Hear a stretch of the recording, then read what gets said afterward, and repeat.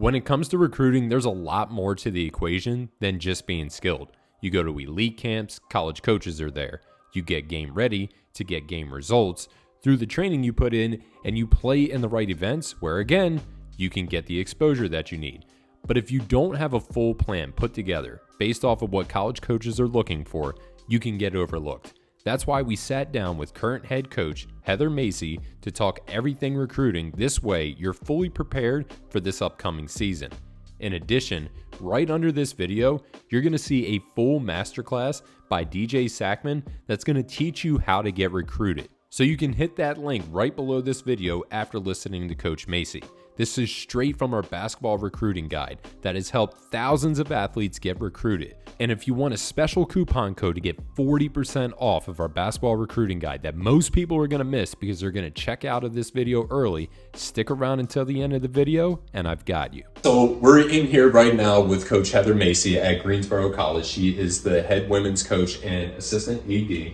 And we're talking about recruiting and some of the things that athletes can think about in order to put themselves in a better position to get in front of college coaches, and what some of the things that college coaches look for specifically in athletes and athletes at the Division III level. Yeah. Well, the first thing, and remember, I've been doing this for a long, long time, year 22 in coaching. And so my perspective maybe is a little more honest, that I don't really give a lot of coach speak when it comes to recruiting. Number one, you need to be good enough to help us win. So work on your skill set like crazy. Number two, my best advice that I could give any player looking to go play college hoops, go to a program that's winning, because you only have a 4, maybe 5-year window to play. It's a lot more fun when you're winning championships, you're wearing rings, you're cutting down nets, the coach getting irritated every single day at practice, and then you work yourself into a really, really nice role on a very, very successful team.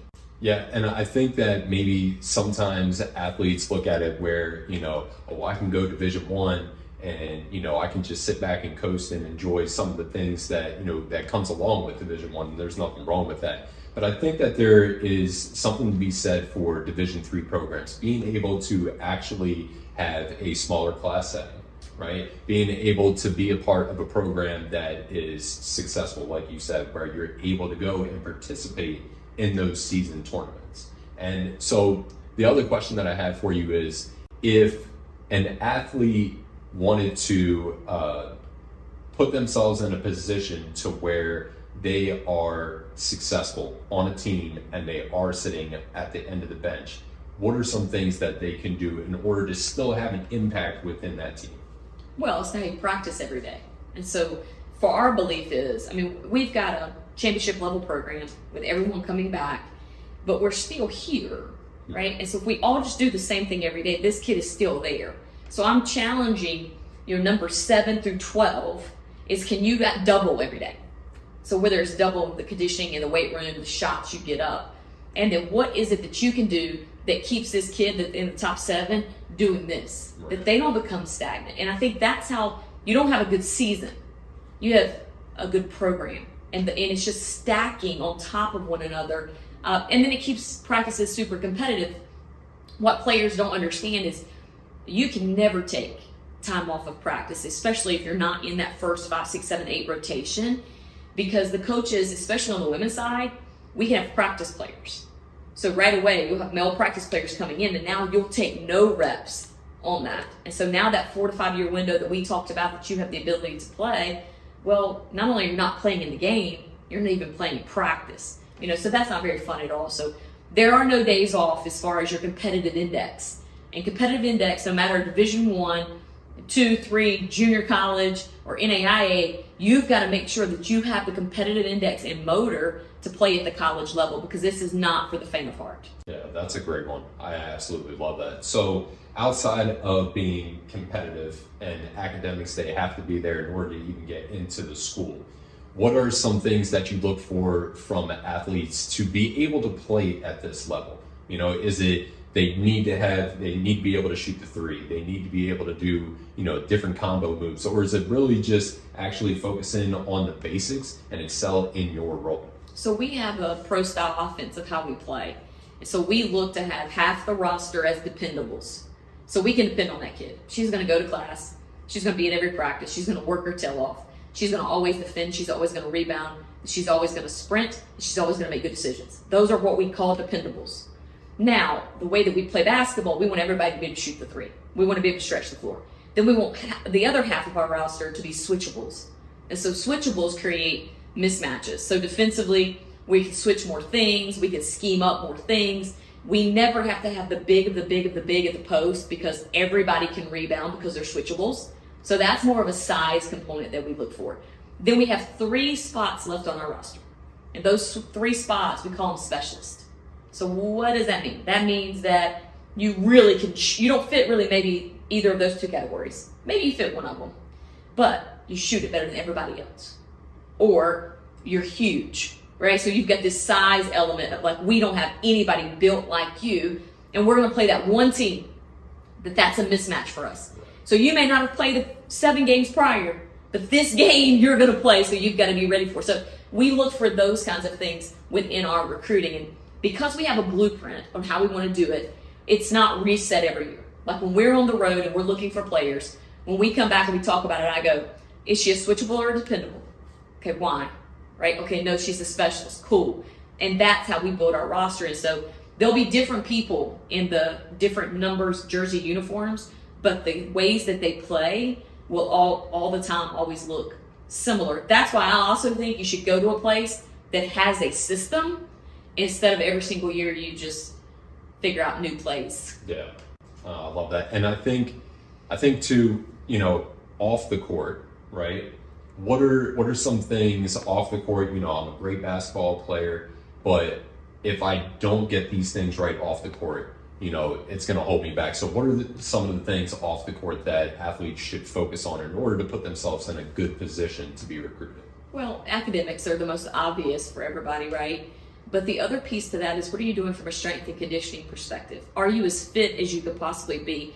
And do you understand about recovery and about protein and supplementations and stretching to prevent injuries? Because the worst thing in the world, you got a great player, but you can never get them to practice and you can never get them to the game because they're constantly injured. Right. Yeah, I love that. And then as far as, being a specialist, right? Being able to shoot the three, being able to handle the ball, understanding that it's a role that you're playing in. That's what you said that you're looking for, those 3 different categories. Is it more important for athletes when they go into their season to do all the things or to really shine in their role? If you are a 5'7" guard, you have to become a specialist at something because there's too many 5'7" guards on the women's side. So we could just go pick another one. Every time you turn around, there's an option there. But if you're a 5'7" guard that is a lockdown defender, and we go, wait a minute, that's her differentiation factor. Right. That changes the game. She's faster than the other 5'7" guard. She's tougher than the 5'7" guard. She rebounds as a 5'7" guard. You've got to come up with, if you physically look like a majority of the kids as options that college coaches have, figure out a way to differentiate yourself. Right. And the last one that I had, as far as, let's say I have my school list. My school list is created. These are my top 10 schools. These are the ones that I'm interested in. Would you say it's a fair assessment that just because a school doesn't recruit you doesn't mean that you're not good enough and that maybe they just don't need you right now? Mm-hmm. They already have people in your position and it's not a personal thing? Yeah, no question. It's not personal, and recruiting is an inexact science. It just is. And the turnover from assistant coaches is crazy. The turnover with head coaches increasing. And so sometimes you're just lost in the shuffle of the coaching changes. I think you should pick 3 to 5 schools that fit what you're looking for. It's the right distance from home. They naturally have something you're interested in academically. And then at that point, find places that win and find places that have great support. And I think once you do that, then you go, I would send out 100 emails for it, right? Like 3 to 5, this is where we really want to go. And then recruit them. Like, take your ego out of it and go, I'd like to play for you, and this is where I'd like to go to college. Am I good enough, and can I help you win? So how would they do that? If they wanted to get in contact with coaches, would you say like in the email is the best way to do it, a DM on social media, a phone call? What would be the best way that you would say is to get in contact with coaches? Well, the best way for me is for their coach to call me. and have a conversation with me and then say, and I'm about to hit send on this email that's going to have all of her contact info and the video. And then it's on my radar, so it doesn't just become one of the many emails that I get per day. It's just that not a lot of people are making phone calls anymore. Like my office phone rarely rings. Yeah. And so to make a phone call, follow up with an email is a natural progression. So in those emails that they send, they have their name, they have their highlight video. What else should they include in those emails that they send? Yeah, I would make sure you put what is your cell phone number. At that point, you could go and follow us on Twitter. The timing of that's important, just like with anything in marketing. So they call, they email, and then now you see them a third thing because they followed you on your all your social media handles. So now that name becomes more familiar. Then I click the video, looks really good, cool, there's your cell number. And right away, I mean, we don't have all the restrictions in the recruiting. I can call and text right at that same moment. Right. All right. No, that's awesome. I really appreciate it. Yeah, absolutely. And, recruiting, like I said, it's an inexact science. So any help that they can get along the way makes a big difference. And there's a ton of resources, including you guys. And so as far as their parents, what kind of a role do parents play in the recruiting process? Now, remember, I've been doing this for a long time. And I think there's some advantages to playing for coaches who have been head coaches for an extended period of time. This being one. Is we don't say like, we've got her, you're out of the picture. Right. I want this to be a team effort. So if she comes here, hey, we're gonna be a part of the GC team. Great. Now, parents, I'm only supplementing you. So I'm gonna call the parents, I'm gonna keep them involved. If she comes in, looks fatigued and tired, practicing poorly, maybe she's partying, maybe she's homesick, but the parents are all looped in on it, and we're really a team with it. So we just don't want our players, leaving, because I think that's why you see mass exodus, because there's just not support, and we don't have the turnover. Number two, we let the parents be involved and we want to support. They don't talk to me about how I should run ball screen action, right? Or way I sub. I'm very clear with our team and very clear with their parents. If I think you'll help us win, you'll be in the game at the end. It's not personal. Like they pay me for these 25 games a year to win them. Right. Every other day, I'm going to impact you and influence you and help you be as successful as possible. But for 25 times a year, I'm going to be all about winning. So I don't deal a lot with the parents complaining and stuff. I want them to be involved and talk to me in the recruiting process because I think that's important in how we run the program once their kid gets here. So you would say that, when you offer, an opportunity to come play, it's an investment.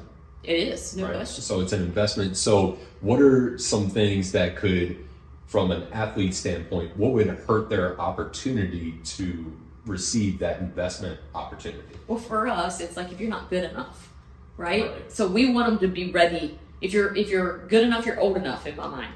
So if you're good enough, we play you as a freshman. I don't really recruit potential. Like, oh, what could she be by her junior year? We really don't mess with that much. We think you're good enough now. And whether it plays out that way, who knows? Or how long it takes, I don't know. The things I think that can hurt the athlete is when they think the grass is greener on the other side and drag your feet a little bit. Like, we're really interested in you, but you kind of think you're better than us. And I'll just tell you, Division III is a great little sweet spot because 6 months, for me even, as a coach. So for 6 months out of the year, 24/7 hoops, let's go get it, narrowed focus, here we go. But for the other 6 months out of the year, I'm able to have a little flexibility in my schedule, going to do some of the things that I enjoy doing. Well, it does the same for the athlete. So if they want to go study abroad or internships or jobs, or parents want to take them on big time family vacations, they can do all those same things too, that at a Division I program, you're not going to have the time as far as flexible to do things over the summer because it's going to be a 12-month commitment. Now, as I said at the beginning of the video, if you stuck around to the end, I was going to give you a special coupon code to get 40% off of our basketball recruiting guide. And that code is MVP40. Use it at the checkout to take control of your recruiting journey.